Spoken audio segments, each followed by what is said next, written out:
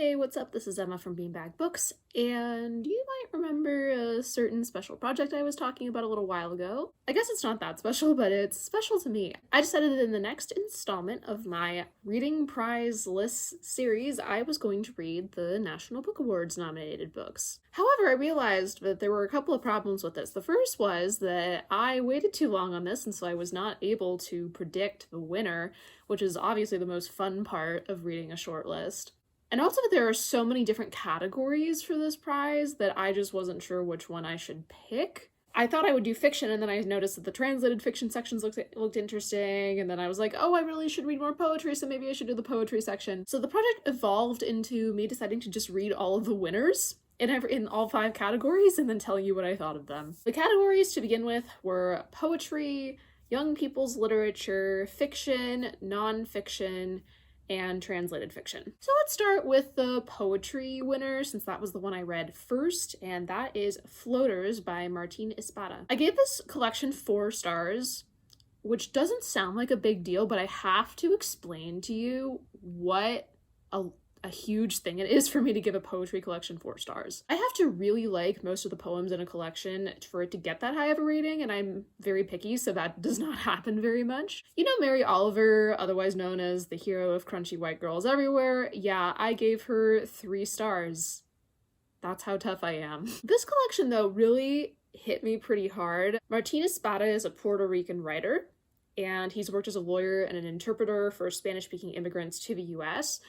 And these things come out in his poetry a lot. The book's title even comes from a term for immigrants whose bodies wash up after failing to cross the river into the US. He also draws on a lot of Puerto Rican history and folklore to write some more epic style poems in this collection, which I really found engaging to read, even though I don't always enjoy that style of poetry very much. Also, there is some love poetry in here too, and it is so romantic, but it should be illegal. Like, my standards have been raised forever to an impossibly high level. Here's a line that low-key killed me. I touch you sometimes, not in lust, but in astonishment, telling myself I did not imagine you, that you are here, that we will sing. I'm ruined. So yeah, this was a really excellent collection. I think that Espada writes with a lot of power and also finesse. He has a skill of getting to the point in his poetry in a well-crafted way that I think is difficult to come by, because it's easy in poetry to be a little bit too nebulous and risk the reader not understanding what you mean, or otherwise being kind of like Instagram poetry where you just write a sentence and break it up and it's like, yay, a poem. And he doesn't do either of those things, and I think that really shows a poet's skill. I am very frustrated, actually, because out of all of the books I've read so far in 2022, this book has both the fewest ratings on Goodreads, it's like 1,000, and it has the highest average rating. So of the people that do read it, they do tend to like it. And it's the shortest book. It's only 96 pages. It's the shortest book I've read so far this year. It is so easy to read. Please go read it if your library has it. I managed to get an ebook copy at my library. Go read it. Bring the average number of ratings up, pretty please. So switching from a book that is extremely underrated, I'm going to switch to a book that maybe is not necessarily overrated, but it's one that a lot of people have been talking about, and that is the winner for young people's literature, which is Last Night at the Telegraph Club by Malinda Lo. I gave this 3.5 stars. I am truly glad that I finished it because I think it's well done, but I almost didn't so many times. This book is so damn slow. At the time of the filming of this video, it is the second longest book I read in 2022 so far, out of about 25 books, only surpassed by about 50 pages by The Golem and the Jinni, which in my opinion is better, but I'll talk about that book later. But this was still good. This is a coming-of-age tale set in the 1950s in San Francisco, where a Chinese-American girl named Lily dreams of a career in math and science and also realizes that she likes girls. Particularly this one girl named Catherine, who's in her class, who shares her mathematical aspirations, but as we all know, this was not a very good time in US history for two girls to fall in love. I found the book to be very lyrically written and also extremely well researched. The author's note at the end discussing the time period is super helpful for understanding the context if you want to check that out. It talks about legislation being passed at that time that was limiting the number of Chinese people that could come into the country, and also discussed like the reasons that so many were coming in and what they were doing. Many of those who were allowed were pretty highly educated, which you can see with Lily's family. I really liked Lily and also Kathleen as characters that are very realistic and likable, like teen girls. I really wanted to see them be happy. I do still really think this book could have been improved by picking up the pace, though. It was so slow. It's intended for teenagers, but I honestly wonder, although it is, I know, a popular book, I wonder if teenagers are really going to get into it because it just is that slow. I mainly finished it because I won this award. I mainly finished it because it won this award. I don't think I would have finished it otherwise. Another thing that didn't quite work for me is that there are some interludes from the perspectives of other family members that were just not as effective as they could have been. I expected the information we learned from those little jumps into the past to come back a lot more, like in a big way later. And it kind of didn't. And I was disappointed by that. I didn't quite understand why those sections were in there, except to give us a little bit of perspective on the other characters, which I think didn't even pay off enough. Overall, this is a really well done book. It has a cool setting and ultimately pretty hopeful outlook, and it seems to have reached a lot of people that find it really inspiring and relatable and excellent, which is good, can't argue with that. Next up, I'm going to talk about the winner for translated fiction, and this is probably one of the ones I'm most excited to talk about. This one is Winter in Sokcho by Elisa Shua Dusapin, and it's translated from French by Aneesa Abbas Higgins. This is really just not like anything I've ever read. Closest thing I can compare it to is gliding in a rowboat through a lake that's covered in mist. It's not always clear, it's not always easy to see your way forward, but it's always beautiful to look at, and the details and the insights of your surroundings change shape the longer you look at them and can reflect yourself back to you. This book follows a nameless young woman who's educated in Seoul, South Korea, but is now working at a hotel in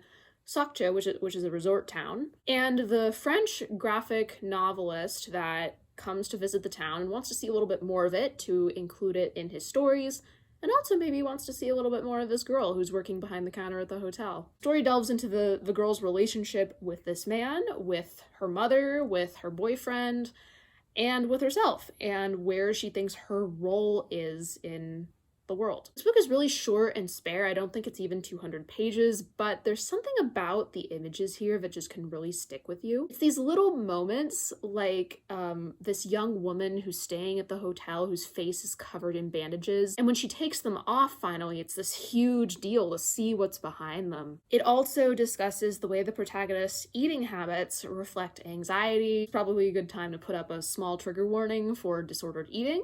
It's not incredibly detailed, but there are some descriptions. There's this subtle tension between the girl and the French artist where you never are quite sure where the relationship is going to go. It's something that I think even at the end I wasn't quite sure what to make of the relationship because there were so many facets to it, and that was something I really enjoyed about the book. If you're in the mood for like a quiet, introspective story about becoming a young adult, then this would probably fit the bill. I also want to say I really, really loved Aneesa Abbas Higgins' translation. It's so poetic and readable. This was also probably a very interesting book to translate given that the author wrote it in French, but also considers herself Korean. And that difference between the setting and the overall culture of the book and then the language it was written in is very, very interesting. This author-translator pair has another book coming out in English this year, and I'm, for one, really excited to read it. I gave this 4 stars, and I have high hopes for their next collaboration. Next up is the winner for fiction, and this was hell of a book. If you've watched me do these videos on